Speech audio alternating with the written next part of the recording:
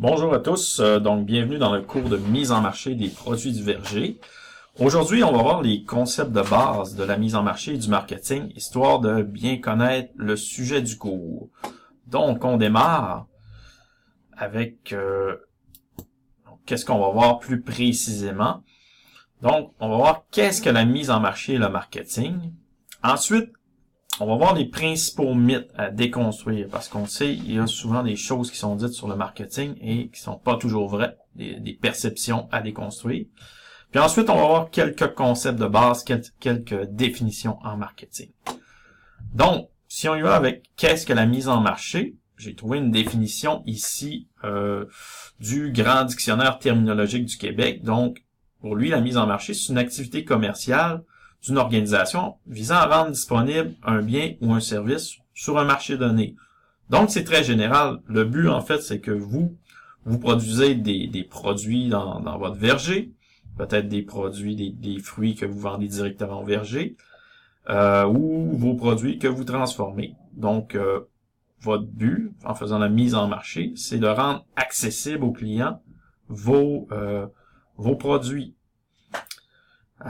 Donc, c'est une action, la mise en marché. Donc, c'est un concept qui a des ramifications très larges. Mais à la base, le but, c'est de rendre disponible à votre marché votre produit ou votre service, si vous offrez un service. Donc, on va élaborer là-dessus, là, sur ce concept, mais parce qu'il y a sur les ramifications, en fait, de ce concept, parce qu'il y en a plusieurs. Ensuite, si on parle du marketing, le marketing est très associé à la mise en marché. Donc, moi, je vais parler dans ce cours beaucoup de marketing. Donc, c'est une fonction de l'organisation. C'est une fonction qui est un ensemble de processus destinés à satisfaire les besoins des clients en créant de la valeur, en la communiquant aux clients et en leur livrant et en gérant la relation avec eux d'une façon profitable tant pour l'organisation que pour ses propriétaires. Donc, le but, avant tout, quand on parle de marketing, on parle de satisfaire les besoins des clients pour satisfaire, en fait, un marché. Maintenant, donc, si on regarde, en fait, si on résume, le marketing, c'est une fonction de la gestion. Il y en a plusieurs, en fait. Vous faites pas un cours en gestion, mais juste pour votre culture personnelle.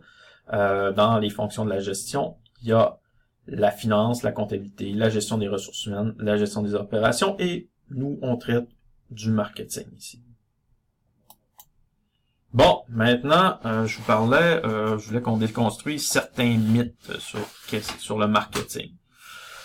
Premièrement, ce qu'on entend souvent, c'est que le marketing est synonyme de vente ou de promotion. En fait, non, le marketing, la promotion, c'est seulement une petite partie du marketing. Le marketing commence bien avant, en fait. Le marketing commence à l'élaboration du produit. En fait, on se questionne comment est-ce qu'on peut répondre aux besoins de notre marché. Ensuite, le deuxième mythe, c'est le marketing commence seulement après la fabrication. Mais selon ce que je viens de dire, c'est pas vrai, en fait. Le marketing devrait commencer au départ. Quand on ouvre notre entreprise, en fait, on décide quel produit on va vendre, quelles caractéristiques il va y avoir. C'est déjà dans la conception du produit, on va déjà utiliser le marketing, parce que sans ça, peut-être notre produit répondra pas bien aux besoins et il va être très difficile à vendre.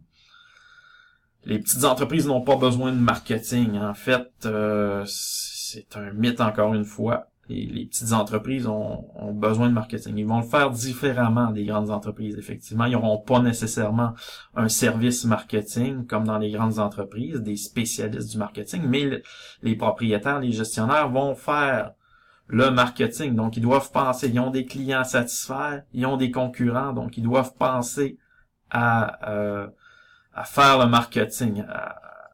Puis plus ils vont le faire de façon consciencieuse, mieux ça va être pour leur entreprise. Ensuite, le quatrième mythe, c'est un marketing agressif peut vendre n'importe quel produit ou service. Encore une fois, non. On a souvent le mythe de l'entreprise très agressive qui met beaucoup d'argent dans son marketing, qui fait une campagne de promotion agressive, mais si le produit répond pas aux besoins des clients du marché, en fait, vous serez incapable de vendre votre produit. Même si vous mettez énormément d'argent. Il y a plusieurs cas de figure là, que je pourrais nommer. Des marketing, des entreprises. Par exemple, prenons le Nouveau Coke. Le Nouveau Coke qui était une entreprise qui était il y a quelques années, il y a quelques années en fait, même je dirais quelques décennies, Coke a changé la formule du Coke et a fait un marketing très agressif et comme ça répondait pas aux besoins du client, ça n'a pas marché. Ensuite, on doit toujours offrir un meilleur prix que son concurrent. Ça encore là, c'est faux. Pourquoi? Parce que ça dépend. Ça dépend de votre positionnement de marché. Vous pouvez offrir. En fait, on doit toujours offrir le meilleur rapport qualité-prix pour un produit équivalent, le meilleur prix. Mais en fait, vous pouvez offrir un service ou un produit totalement différent avec des qualités supérieures. Donc, à ce moment-là, vous allez le vendre plus cher que votre concurrent. Prenons par exemple Apple qui vend plus cher que l'ensemble des autres fournisseurs de téléphones. Le téléphone est plus cher, mais Apple réussit quand même à vendre parce que il y a toute une image de marque à travers, il y a tout un design, donc le client évalue le produit puis considère qu'il y a une valeur supérieure aux autres. Continuons avec les mythes. Les concurrents sont les entreprises qui offrent un service ou un produit semblable.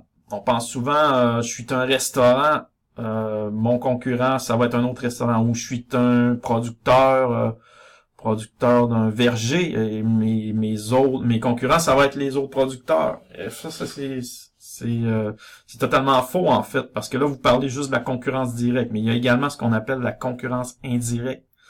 La concurrence indirecte, c'est tous les concurrents, toutes les entreprises qui répondent aux mêmes besoins que votre produit répond, mais avec un produit ou un service différent, d'une autre façon. Par exemple, prenons le restaurant, par exemple. Son concurrent direct, ça serait tous les autres restaurants, mais ses concurrents indirects, ça peut être tous les services maintenant de cuisine à la maison, de bouffe déjà préparée, qui répond là aux besoins culinaires des gens. Ben ça, c'est des concurrents indirects. Le restaurant doit en prendre connaissance puis tenir compte de ces concurrents-là, pas seulement les autres restaurants. Ensuite, la stratégie est plus importante que sa bonne application. En fait, souvent on peut avoir une bonne stratégie, mais si elle n'est pas bien appliquée, ça fonctionnera pas. Donc, vous devez avoir une bonne stratégie, mais vous devez bien l'appliquer. C'est ce qu'on va voir à la fin du cours. On va parler plutôt de la mise en application. Au début, on va plutôt parler de la stratégie, mais ensuite, on va parler de la mise en application. Un produit qui n'a aucun concurrent est nécessairement une opportunité d'affaires. C'est encore là, c'est pas vrai, parce que s'il n'y a pas de concurrent, c'est peut-être qu'il n'y a pas de marché. Donc, c'est pas nécessairement une bonne opportunité d'affaires. Des fois, justement, c'est un signe qu'il n'y a pas de marché. Le commerce en ligne n'est pas pour les petites entreprises, de moins en moins. Maintenant, avec toutes les plateformes, c'est faisable pour une petite entreprise et c'est souvent bien pour la petite entreprise parce qu'elle va pouvoir rejoindre beaucoup plus de marché à un prix peu élevé. Donc, le commerce en ligne, pensez-y tout de suite pour les produits de votre verger. Puis ensuite, le dernier, le meilleur marché est toujours celui à proximité. Parfois, c'est vrai, parce qu'il est plus proche, il est plus accessible, il est plus facilement accessible, mais pas toujours. En fait, faut aller voir plus loin.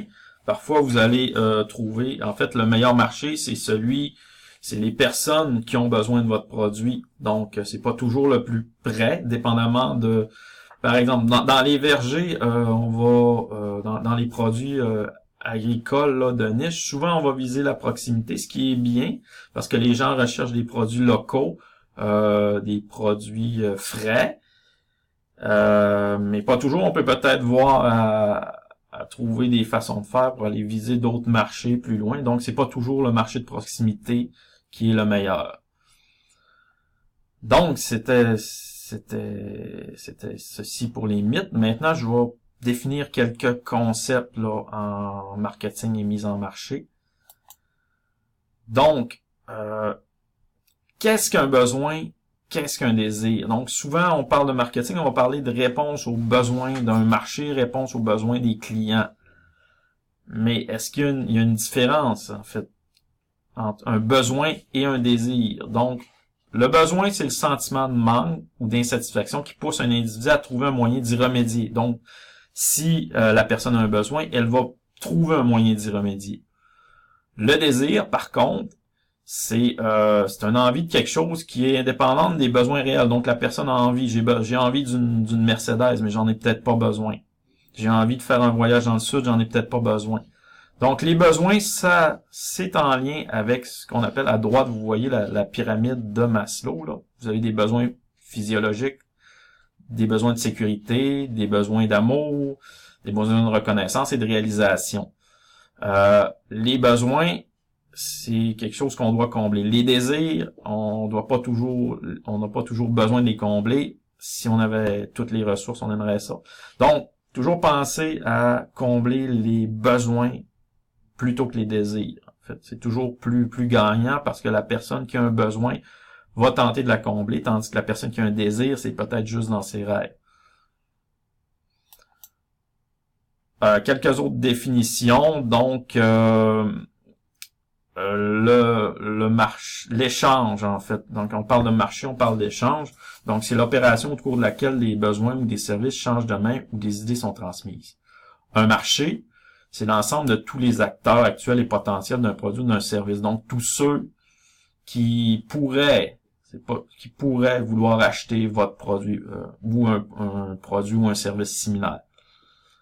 Maintenant, on parle souvent de valeur, de création de valeur dans le marketing. La valeur, donc, c'est la qualité d'un bien ou d'un service fondé sur son utilité et le rapport entre l'offre et la demande. Donc, la valeur, c'est ce que le client, lui, évalue combien vaut votre produit. Est-ce qu'il est prêt, combien il est prêt à mettre pour acheter votre produit. Donc, il va évaluer une valeur. Nous, comme entreprise, on doit bien saisir cette valeur puis travailler à créer de la valeur pour le client, que le client soit prêt à débourser pour votre produit. Puis ensuite, on parle maintenant de l'expérience client. Ça, de plus en plus, le client, lui, n'achète plus seulement un produit ou un service. Il va plutôt aller chercher une expérience client, donc un ensemble de choses, une relation. Donc, le client, l'expérience client, c'est la somme des interactions que le client a avec l'entreprise durant toute la vie du produit ou du service, allant de la prise de connaissance du produit à l'achat et à l'utilisation jusqu'à la fin de vie du produit. Donc, c'est dans l'ensemble de son lien entre le client, du moment où il achète, où il prend connaissance que le produit existe, jusqu'à la fin, il va avoir acheté le produit, il va l'avoir consommé et il va l'avoir jeté. Donc, jusqu'à ce moment-là, il va avoir, est-ce qu'il va être satisfait à chaque étape? Est-ce qu'il va être satisfait? Par exemple, un client prend connaissance des produits de votre verger. Il va ensuite peut-être décider d'aller vous visiter pour acheter vos produits.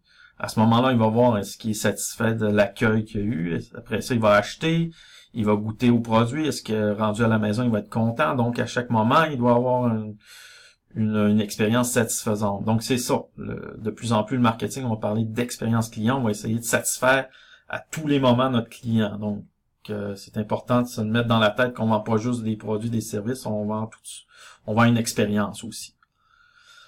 Donc, l'entreprise crée toujours de la valeur, donc essaie de créer de la valeur qui va répondre aux besoins d'un marché. Les clients sur le marché vont être prêts à débourser pour acheter ces produits. Donc, finalement, pourquoi le marketing est utile aux entreprises? Pourquoi vous devez faire ce cours de marché si vous voulez travailler avoir, par exemple, un verger, pourquoi vous avez besoin du marketing. Donc, c'est parce que l'entreprise, elle, doit comprendre son environnement. C'est ça le marketing, en gros, c'est de bien comprendre son environnement. Donc, il doit le comprendre pour, premièrement,